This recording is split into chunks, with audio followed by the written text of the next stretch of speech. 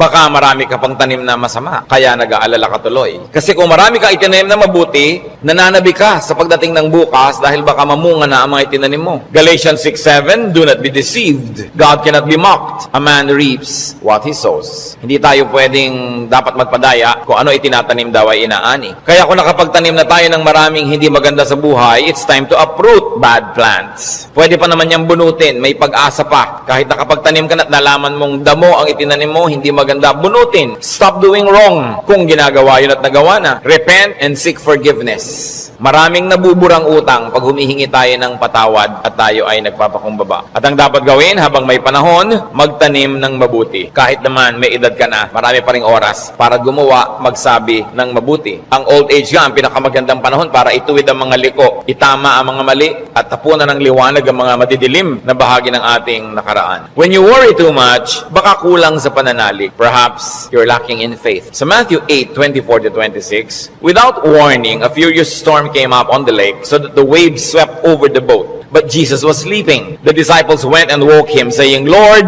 save us. We're going to drown. He replied, you of little faith, why are you so afraid? Then he got up and rebuked the winds and the waves, and it was completely calm. Well, actually, rational naman at valid yung fear nila dahil malakas ang bagyo, sinasalanta ng bagyo at ng mga waves at mga alon at hangin yung kanilang sasakyang pangdagat. Hindi naman imposibleng matakot ka nun at hindi naman yun unreasonable. Pero nakita natin yung statement ng Panginoong Hesus dito. He equated fear with lack of faith. Kaya pag marami tayong mga takot at kinakatakutan, ang dapat nating siyasatin yung ating pananalig. We should check our faith. The more faith we have, the less fears. The more fears, it means the less faith. Sabi nga, faith is the assurance of things hoped for, the evidence of things not seen. And if you're assured and you have evidence of God's goodness through faith, you will be much, much less prone to worry. Kaya si Pedro, nung pinalakad ng Panginoon sa tubig, nung siya'y nag-alala, natakot, siya'y lumubog. Matthew 14:29-31, Come, he said. Then Peter got out of the boat, walked on the water, and came toward Jesus. But when he saw the wind, he was afraid, and beginning to sink, cried out, Lord, save me. Immediately, Jesus reached out his hand and caught him. You of little faith, why did you doubt? In both cases, yung lulubog na bangka at lulubog na Pedro, pareho silang sumigaw, Lord, iligtas niyo po ako o iligtas niyo kami, at sila naman ay sinagip ng Panginoon at muling napanatag. So nakikita natin, pwedeng mangyari na mag-alala tayo, pwede tayong malibang na manghina ang pananalig, pero pag nararamdaman na natin yun na tayo ay tinatalo na ng takot, magpaligtas kay Jesus, manalangin, tumawag, dahil yung example, nakita natin, ang tumatawag sa Panginoon, sinasagip niya. Kaya kung minsan nakakalimot tayong manalig, nakikita mong ninenervyos ka na pala, takot na ang naghahari sa iyong buhay, pangamba, anxiety, even panic, remember Jesus and call upon Him. Siyempre, nakakapanik yung lumulubog ka sa tubig, tulad ng panik ng maraming taong iba't ibang korte at hugis at kulay, but the Lord is still Savior of all our worries and Savior from all our concerns. When you worry too much and you think that your faith is a problem, then ask for more faith. Humingi. Kuminsan ang ating mga panalangin parang grocery list, shopping list. Hingi nito, hingi nun. Maganda idagdag dyan yung bagay na hindi material. Humingi ka ng karadagang pananalig, tibay ng pananalig, sapagkat yung taong may tibay ng pananalig, kahit anong bagyo ang dumating, kahit anong warning at signal ang marinig, hindi siya nababagabag. Mag-alala man, konti lang. Hindi siya natatalo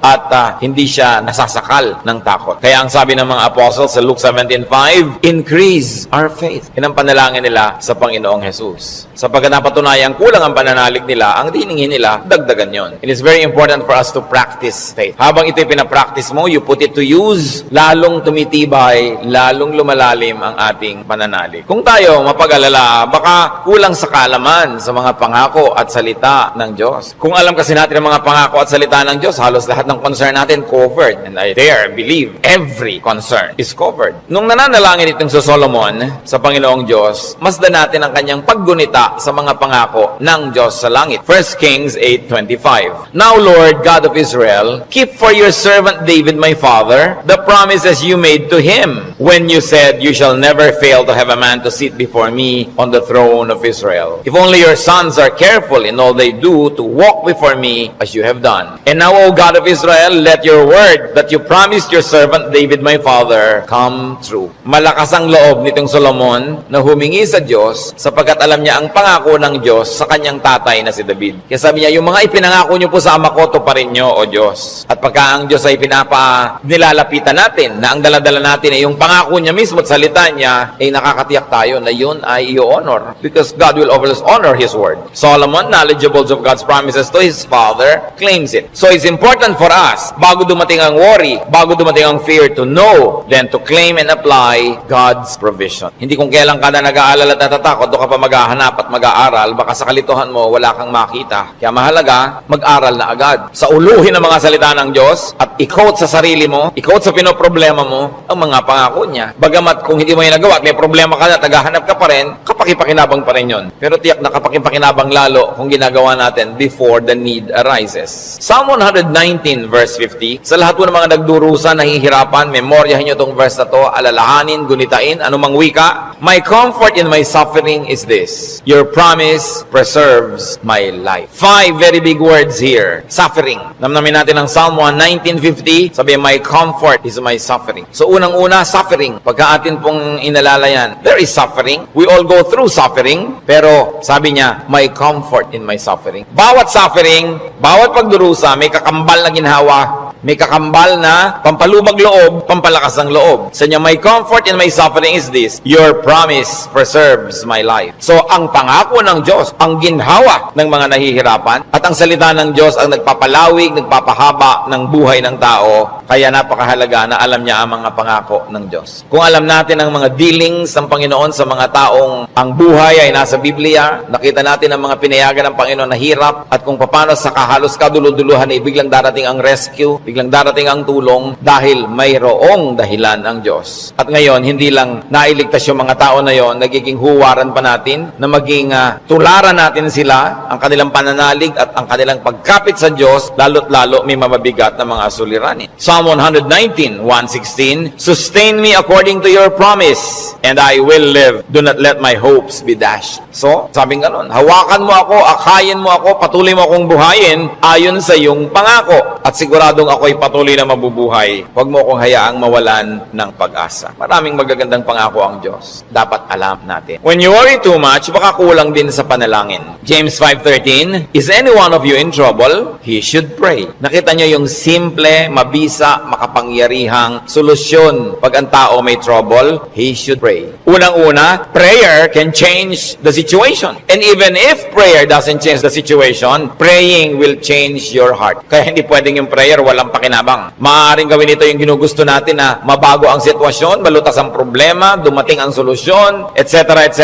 O kaya hindi man ganon, na bago naman ang pananaw natin, na bago ang ating pag-iisip, ganun pa rin ang bunga, tumahimik ka. Ang mahalaga naman sa tao, yung payapa siya. Yung tahimik ka kahit may problema, kahit nga hindi masolve yan, tahimik ka pa rin. Daig mo pa yung nasolve yung problema, pero magulo pa rin siya ang isip niya. Kaya ang mahalaga yung kalooban. At napaka-importante nito mga kapatid, tandaan natin, hindi ninyo kayang kontrolin ang mundo. Hindi ninyo kayang kontrolin ang global warming. Hindi nyo kayang kontrolin ang earthquakes. Hindi nyo kayang kontrolin ang mga political turmoils. Hindi nyo kayang kontrolin na maging sakit. Pero kaya yon ng Diyos. Kaya pag ipinapanalangin mo at inilalapit, ang laki-laki ng nagiging inhawa mo dahil alam mong alam yun ng Diyos. At kung gusto niyang baguhin yun, sinong makakapigil sa Kanya? At kung hindi niya binabago, meron siyang magandang dahilan. Manalig ka na magandang kanyang dahilan kahit kung minsan hindi naabot ng iyong isip. Pero eto pa, kung hindi mo makontrol ang mga bagay na yan at hindi kinontrol ng Diyos para sa kagustuhan mo, meron ka pang pwedeng kontrolin, kapatid, yung kalooban mo. Pag pinili mong manalig, pinili mong sumamba, at pinili mong pumanatag sa salita ng Diyos, hindi ka tatablan ng pinoproblema mo. Kaya laging kapakipakinabang ang pananalangin. So you always pray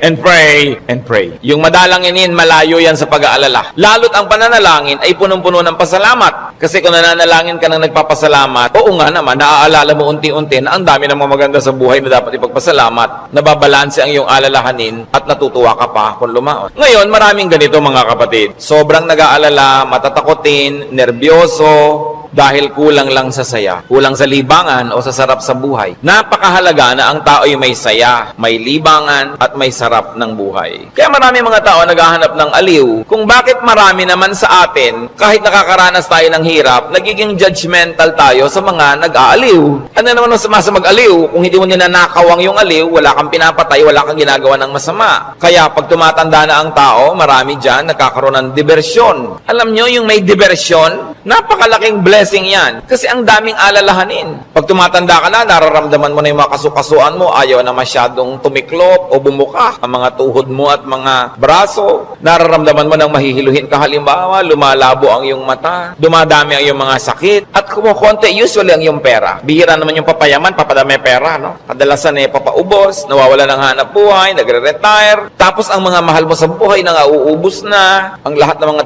tiya mo, magulang, ubos na, parang yung kayo na lang na magkakapatid ang next in line. Dati may mga matatanda kang tinitingnan, pinagmamanuhan, ngayon wala na, ikaw na lang lagi ang pinagmamanuhan. So inisip mo, ako na kaya next. Yung lampas ka na sa alas 12 tanghali ng buhay, yung mga nasa alas 3, alas 4:30 ka na, alam mo yun na malapit na akong humarap sa mga katotohanan. Alam niyo yung mga ganon, sobrang magbigay ng alalahanin. At hindi na iintindihan nyo ng mga tao na hindi pa nakakaranas noon. Kaya marami sa ganong edad, mga past 50, kung kailan pa nagkaroon ng ganong edad, machichismis pa. Ang bata-bata naman ang boyfriend ni kumare. Kung biyuda naman siya, di ba? Kung bata ang boyfriend niya, naiinggit ka, di ba? Ang bata-bata naman ang girlfriend ni ganon, kung biyudo naman siya o wala naman siyang asawa, ano naman ngayon? If there are two less lonely people in the world, do not be judgmental sa mga tao naghahanap ng saya. Kasi kadalasan, yung saya mo na lang ang nagtatawid sa'yo sa dilim ng gabi. Yung konting saya mo na lang ang nagbibigay sa'yo ng dahilan para mabuhay pa uli, para bukas o next week. Yung konting libangan mo ang nagbibigay sa'yo ng liwanag sa otherwise ang dami-dami mo mga alalahanin sa buhay. Hindi dapat silang ginajudge. Pag may nakikita kang dalawang taong magkasama, hindi sila magkaedad, ang tanda-tanda naman ng boyfriend niya, baka naman kulang siya sa pag-ibig ng magulang nung araw. Mabutit nakakuha na ng husband, meron pang tatay. Kung minsan bonus, may lolo pa. Inggit ka, di ba? Kung minsan naman, bakit kaya ang bata-bata nang nagugustuhan ito, may edad na siya? Kung puro kapwa matanda niya ang nakikita, ang pinag-uusapan laging arthritis, blood pressure, blood sugar, mga katarata, glaucoma, nakaka-depress. Kaya kung minsan masarap kasama yung bata na walang iniisip ng mga alalahanin, puro happening at gimmick ang naiisip, nalilimutan mo mga problema mo. At yung problemang hindi nasosolve, malaking bagay kung nalilimutan man lang kahit sandali. Because you keep your sanity and you keep your cheerfulness. Mga kapatid, huwag kayong killjoy sa mga taong humahanap ng ligaya. Kasi hindi nyo naman papaligayahin Halimbawa, yung nanay nyong byuda, may boyfriend. Mano, byuda naman. Bakit sasamahan mo ba siya pag gusto niyang manood ng TV? Sasamahan mo ba siyang manood ng sunset? Hindi rin naman. Busy ka rin sa sarili mong asawa at mga anak. Tapos pinagkakaitan mo yung nanay mo, yung tatay mo ng kaligayahan. Ang mga tao kasi maraming dala, maraming problema. Matuwa tayo pag nakakakita sila ng konting itinatawid sila sa ganong mga hirap. Pasalamat ka na hindi na nga ikaw ang magtatawid at hindi na ikaw yung kailangang laging nandoon. People have needs. Kaya kailangang maging maunawain. Kaya kung marami tayong mga alalahanin, baka kulang ka lang sa entertainment. Hindi naman masama yung entertainment Basta wala kang binibreak na law of God. Kumisa kasi yung mga relihiyoso kung bakit galit na galit sa mga tao. Hoy, alam mo, Christian na Christian si nakita ko siyang nagbingo. Kung lumigaya ba siya, hindi naman ninakaw sa iyo yung pantaya.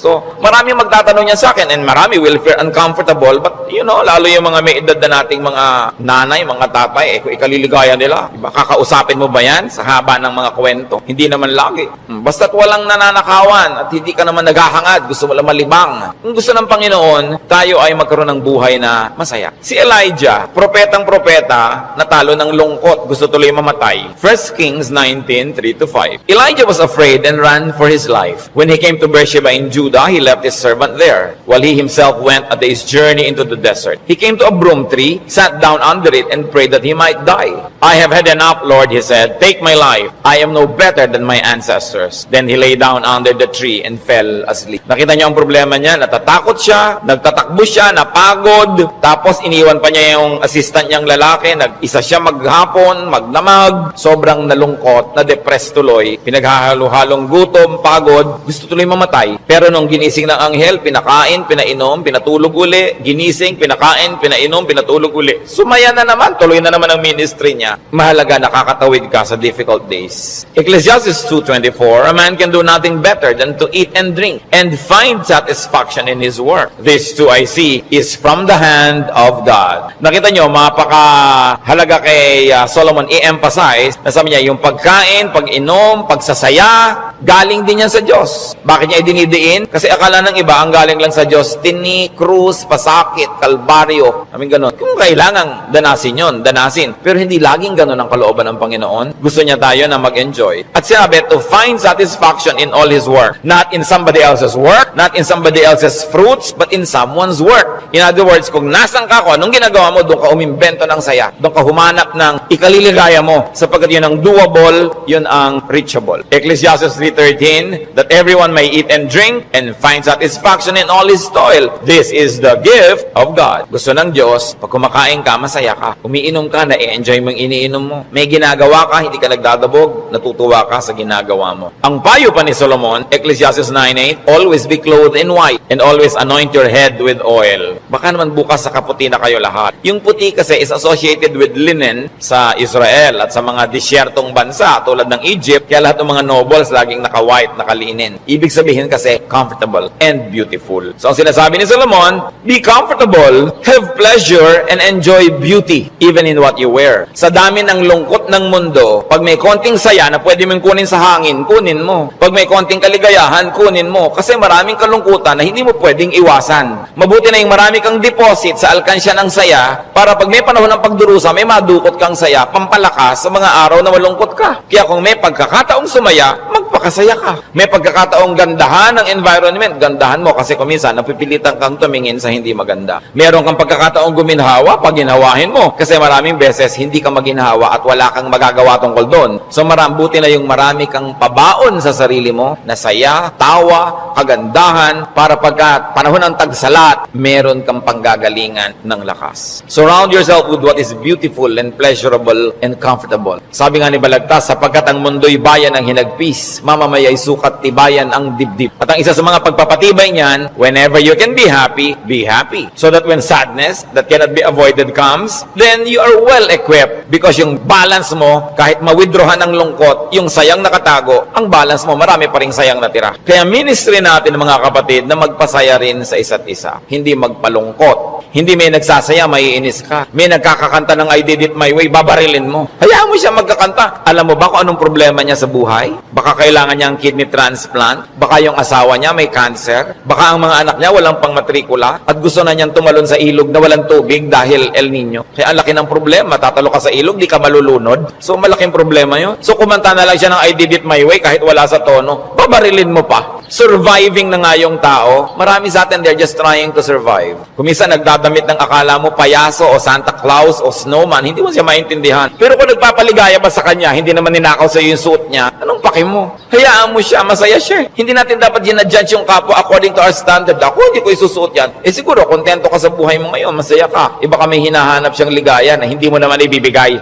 Ano ngayon kung gano'n ang suot niya? Mahalaga sa spiritualidad, ang tunay na spiritualidad, ang bunga niyan mga kapatid, kabaitan sa kapwa. Kung hindi ka mabait, kahit sa ulo mo yung buong Biblia, sayang lang. Para ano? When you worry too much, baka sobra ka ng pakikinig sa balita. Bad news. Yung makinig sa balita, manood ng primetime TV, garantisado, lulungkot ka. Kung hindi ka naman mawala ng ganang kumain dahil oras ng hapunan. Babae, tinadtad, sinigan, inilagay sa drum, inilagay ng semento, hinulog sa dagat. Gusto niyo bang panghimagas yan sa inyong paghahapunan? O kaya appetizer, kung late kayo wala kayong mapapala kapapanood yan. Hindi niyo naman kailangan malaman. Nananakot lang para bumenta. Siyempre, because bad news is good news in journalism. Ibig sabihin, papansinin ng tao. Pag nagpapakinig ka sa mga El Nino, La Nina na yan, mga earthquake, takot ang aabutin mo. May magagawa ka ba dyan? Ikaw ba si Bernardo Carpio? Sige, pigilan mo ang paggalaw ng lupa para huwag lumindol. Kaya mo ba yan? So yan ang mga takot na hindi mo naman kailangang entertainin. Kasi wala ka naman magagawa tukol dyan. Kaya manalangin ka. Yan sabi, pray, pray, pray. Siyempre, marami pang nananakot ay padami na ng padami ang tao sa mundo. Actually, pag nag-aeroplano kayo, makikita nyo, ang dami pang lupang walang laman eh. Nagkakagulo lang yung mga tao sa mga bayan-bayan at crossing. Pero ang dami pang maluwag. Napakarami ka lang siksikan kasi because of the imbalance ng economy. Natatakot ang mga tao na mauubos na daw ang langis. Actually, mga daang taon pa yan bago maubos. At hindi pa nga nauubos tumutubo sa kakaimbento na ang tao ng mga bagong alternative sources of energy. Ang tao kasi fearfully and wonderfully made by God. We were made wonderfully. People will find a way as life finds a way. Sabi niyo ba, papangit na ang buhay? Hindi totoo yun. Tingnan nyo lang ang cellphone na hawak nyo o nasa bag nyo, malalaman nyo umasenso ang buhay. Nung araw, mayayaman lang ang mga may telepono. Yung halos gumapang ka sa lupa, kumatok, pwede po bang makitawag, Mrs. Cruz? Diba? Dahil sila lang ang may telepono, siya naman may rollers pa. Mamaya, ngayon kahit balot vendor, may cellphone. Hindi pa ba yan asenso ng humanidad? Ang mga pharaoh, ang mga Roman emperors, ngayon nahuhukay mga bangkay nila, simpleng abscess lang ng bagang namatay. Appendicitis namatay. Ngayon, routine na lang yan. Diba? Routine. Ang dati nating presidente, Manuel Quezon, namatay sa tuberculosis. Ngayon, nagagamot na yan. In other words, nag-i-improve ang science, nag-i-improve ang technology. Natututo tayo ng green architecture, green lifestyle. Sabi natin, parumi ng parumi ang mga ilog, buti pa ng araw na malilinis ang ilog natin. Lilinis din yan kasi magigising din tayo sa katotohanan na walang kwenta ang maruming ilog. Yung dating kerumi-ruming ilog sa Singapore, ngayon ang linis-linis na, ang dami na uling isda. Ganon din naman sa Stockholm, sa Sweden. Sa gitna ng city, ang linis ng ilog, may mga nangingisda, kinakain nila yung isda. Dati daw yung parang Pasig.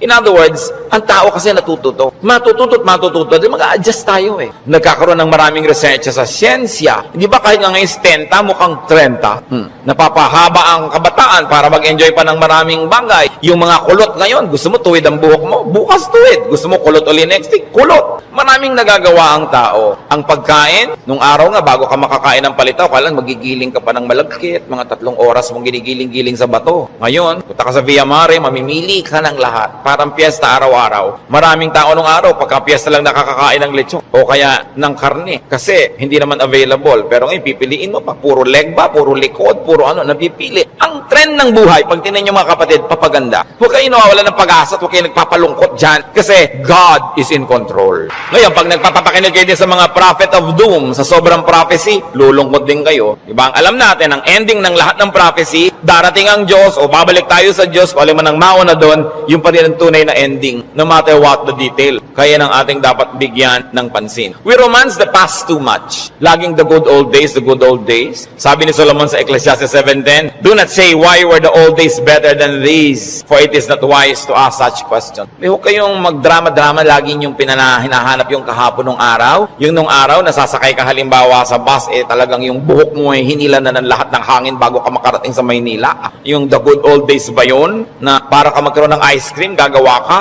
Good old days ba yun? Marami tayong hindi ina-appreciate sa present, sa accomplishment ng humanidad at ng kabihasnan because we romance the past too much. When you romance the past, you will be sad. When you worry about the future, you will be afraid. You know what God wants you to do? Enjoy the day. Enjoy the moment. Yan ang payo ni Jesus. Sabi niya, do not worry about tomorrow. Tomorrow will worry about itself. Let the day's own trouble be sufficient for the day. Yung iba naman, kaya nagwo-worry, sobrang daming alam. Kaya ang sabi sa Ecclesiastes 7:16, do not be over-righteous, neither be over-wise. Why destroy yourself? Habang marami kang nire-research, maraming inaalam na hindi mo naman talaga kailangan sa pang-araw-araw na buhay mo, dadagdagan lang ang alalahanin mo. And sometimes, even in religious studies, ganyan yan. Marami ngayong mga TV networks nagpapakute para makakuha ng audience, mapanood. Walang ginagawa kundi siraan ng Diyos, siraan ng Biblia, guluhin ang pananalig ng mga nananalig. Tapos pag naman nanood ka ng nanood, nakinig ka ng nakinig, ang ending mo ngayon, malilito ka. Hindi ka ngayon makatulog. Anong bunga nun sa'yo? So huwag mo nalang panoorin.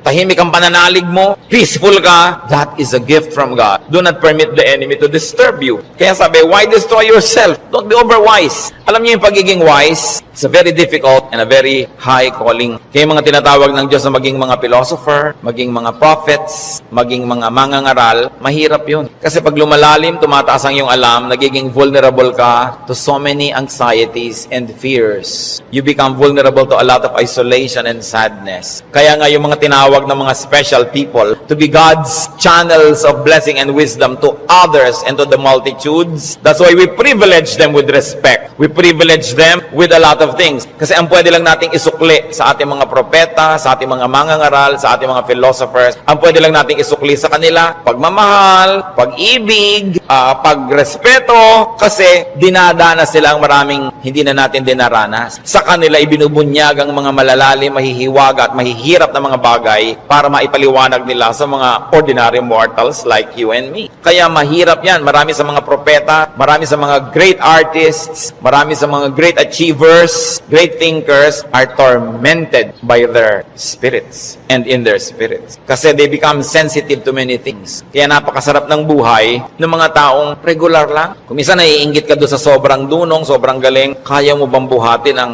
bigat ng karunungan? Mahirap yon. Yung may ipabigay sa'yo ang Diyos, sasabihin ng Diyos, ipamigay mo na yan dyan sa mga tao, hindi siya madali. Kaya kung minsan may eccentric behavior, no? Yung mga great artists na hindi nauunawa ng mga karaniwan tao. Basta tayo mga kapatid may hindi nauunawa, huwag nyo i-judge. Sikapin nyo unawain at kung hindi nyo man lang maunawaan, at least leave it alone. Huwag nyo siraan, huwag nyo pintasan kasi hindi nyo alam. At pasalamat kayo, hindi kayo yun. Ngayon, we avoid extremes because extreme behavior and extreme thinking also leads to a lot of worry. Ecclesiastes 7:18, the man who fears God will avoid all extremes. Gumigitna ka lang, bumabalansi ka lang para tahimik ang buhay mo. Ecclesiastes 12:12, be warned my son, of making many books there is no end, and much study wearies the body. Lalo ngayon, ang daming choices. Nung araw, 3 lang ang channel sa TV. Ngayon, daan-daan ang channel. Ang dami mong choice. Kaya wala ka nang mabuong programa. Marami ka kasing choice. Nung araw, pagkahapon, basta mga aninong gumagalaw, yun lang ang mapapanood mo. Mga lumang pelikula. Wala ka nang maraming choice. Kuminsan, tahimik pa yun eh. Umorder ka sa restaurant ng tea. Nung araw, pag umorder ka ng tsa, etong tsa. Ano pong tea? Ang daming tea. Alam niyo, mamahigit 100 yung papapiliin sa inyong waitress. Pagkatapos papapiliin ka pa kung hot o cold. Tapos papipiliin ka pa kung natural o ganito. May sugar o without. Pag may sugar, natural sugar, cocoa sugar, ang dami pang sugar. Huwag na nga, tubig na lang. Ang daming choices ng pati ng soft drinks. Gumugulo tuloy. Bakit natin ito binabanggit? Mga kapatid, kung tahimik na ang inyong kalooban sa pananalig niyo sa Panginoon, huwag niyo nang guluhin ng kung ano-ano pa mga ideya.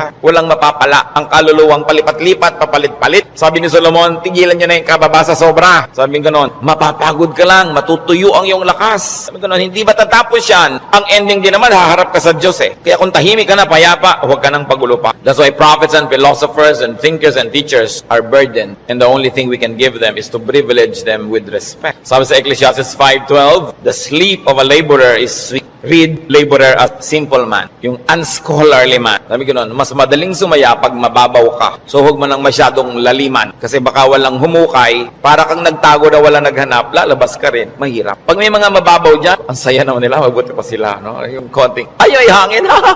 Hangin lang tumatawa. Kesa naman ang tali-talino mo, wala na makapagpatawa sa'yo. Mas mahirap yun. When you worry too much, baka kulang ka lang sa food or drink or chemical balance. Tulad ng pinag-usapan natin. No? Kaya yung propeta, pinakain ang anghel sa 1 Kings 19:7-9 at guminhawa na siya nung siya kumain at nakainom. Baka sobra ka nagda-diet, kulang ka na sa vitamina, kulang ka na sa minerals, kulang ka na sa nutrients, kaya ka pala malungkot. Ang bewang mo nga, di ba? Ang liit-liit, pero ang lungkot mo naman, nakatingin ka at nakatulala, no? Sa kawalan, di bali nang lumaki ang bewang mo. Basta masaya ka. Ang mahalaga yung kalooban mong masaya ka. Kasi ang buhay maiksi. Alam nga namang ubusin mo pa sa lungkot yan. Kailangan i-maximize mo yung saya. Kaya si Timothy na laging sinisikmura, sabi sa kanya ni Paul sa 1 Timothy 5:23, stop drinking only water and use a little wine because of your stomach and your frequent illnesses. So kulang siya sa chemical balance. Binabalanse. The Lord Jesus' prescription against worry, Matthew 6:26-34. Sabi niya, look at the birds of the air. They do not sow or reap or store away in barns, and yet your heavenly Father feeds them. Are you not much more valuable than they? Who of you by worrying can add a single hour to his life? So, ba't ka nag-aalala? Kita mo yung mga ibon, hindi naman yan nag-agriculture, pero pinapakain, buhay din yan. Mas mahalaga ka kaysa ibon. Kaya ang unahin mo, manalangin, lumapit sa Diyos, manali. Tapos marami ka pang ibang alalahanin, etc., etc.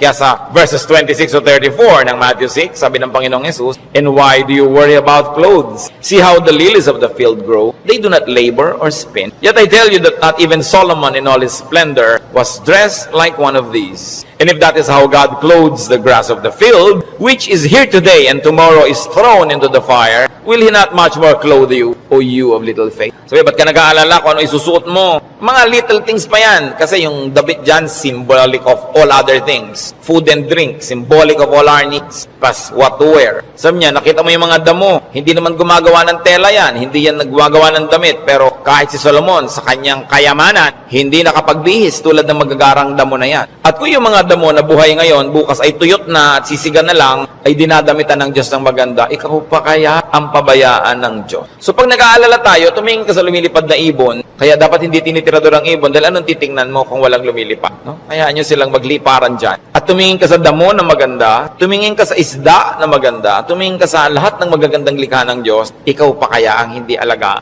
kung yan nga inaalaga. Kaya sabi ng Panginoon sa Matthew 6:26-34, kadugtong, so do not worry, saying, what shall we eat? Or what shall we drink? Or what shall we wear? For the pagans run after all these things, and your heavenly Father knows that you need. Nag-aalala ka kasi alam mo kakailanganin mo. Huwag mong kalimutang alam ng Diyos na kailangan mo yun. At kung inassignan ka ng buhay ng Diyos na ganito kahaba, talaga namang wala siyang ilagay na provision. Paano ka mabubuhay? Hindi matutupad yung plano niya para sa'yo. Kaya pakakainin ka niya, bubuhayin ka niya. Maaaring hindi siya laging gumawa ng himala, pero itinanim niya sa iyong isip, sa iyong puso, sa iyong naturalesa na bubuhayin mo ang iyong sarili kahit anong mangyari. Life finds a way. Kaya yung mga nagbebenta ng life insurance, pag tinanong mo, ba't po kayo nag-i-insure ng mga tao? Paano kung mamatay lahat yan? Sasabihin, hindi. Kasi ang tao talagang kahit anong mangyari, pananatilihin niya ang sarili niyang buhay. Kaya yun ang kakampi ng insurance company, yung pag-ibig ng tao sa buhay, nabubuhayin niya ang sarili niya. Ikaw ba halimbawa, pag may insurance ka, napapalitan ng paamong naputol, puputulin mo nga para mapalitan. Hindi, di ba? Hindi ko may insurance ka, gagawin mo yun. Kasi mahal mo yung katawan mo, mahal mo yung buhay mo. Itinakda yun ng Diyos. Kaya mananatili ang tao under His care. It is natural to us. So why worry about global warming? Luma na yun. El Nino or La Nina or earthquakes, lalong luma na yun. No? Pag tinignan yung mga guho ng mga Roman buildings nung 2,000 taon na ang nakalipas, noon lumindol. Laging may lindol.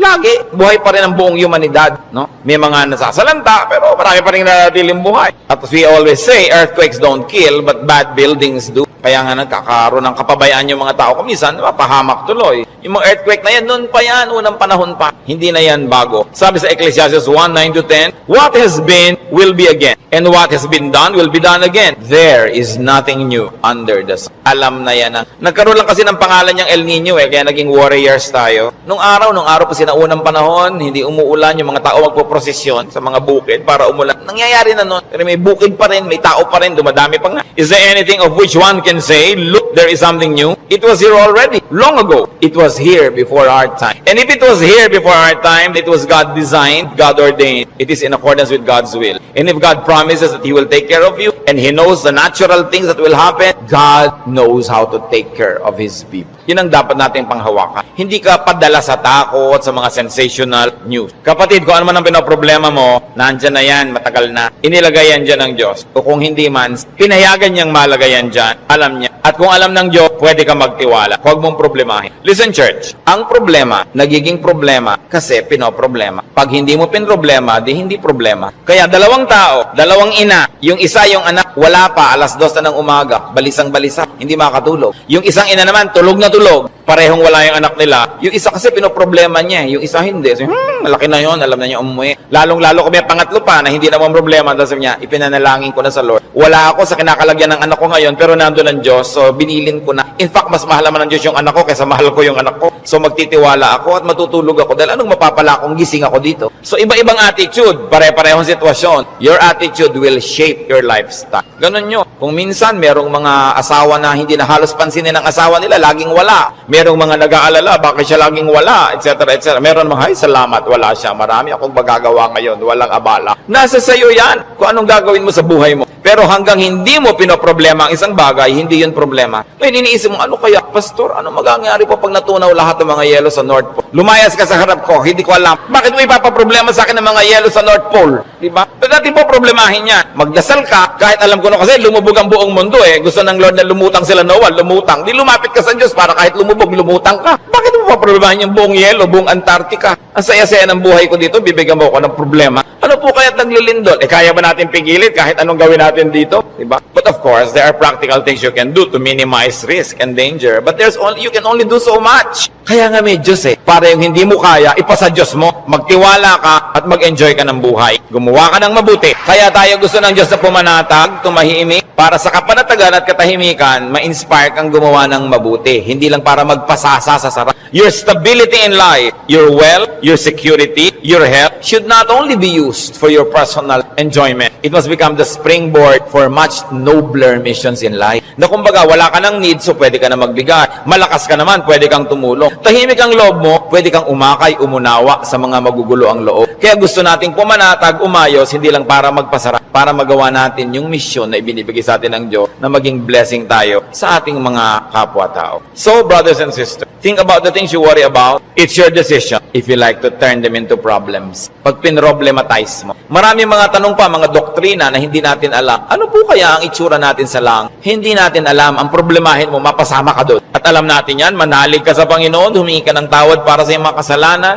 tanggapin mo si Jesus sa Panginoon tagapagligtas, at siya na ang may problema sa mga detalye. Bakit mo pinoproblema? Kahit naman tayo magtalo, mapuya, hindi natin masasagot. Ipa sa Diyos ang mga bagay. Ito ang isa sa mga pinakamalalalim na regalo ng Diyos sa atin sa pananalig. Nagkakaroon ka ng kapayapa. Nagkakaroon ka ng katahimikan. Matthew 6:26-34, karagdagan. Sabi ng Panginoon, sa halip ng mga problema kayo, seek first His kingdom and His righteousness, and all these things will be given to you as well. Therefore, do not worry about tomorrow, for tomorrow will worry about itself. Each day has enough trouble of its own. Huwag laging alalahanin ang nakaraan, nakakalungkot. Kaya pag kami mga medyo senior ladies magpa-party, tapos ini-invite ako, baka ang tugtog nyo, puro 60s and 70s, ha? Ayokong pumunta. Puro na lang tayo nung high school natin, nung ganyan.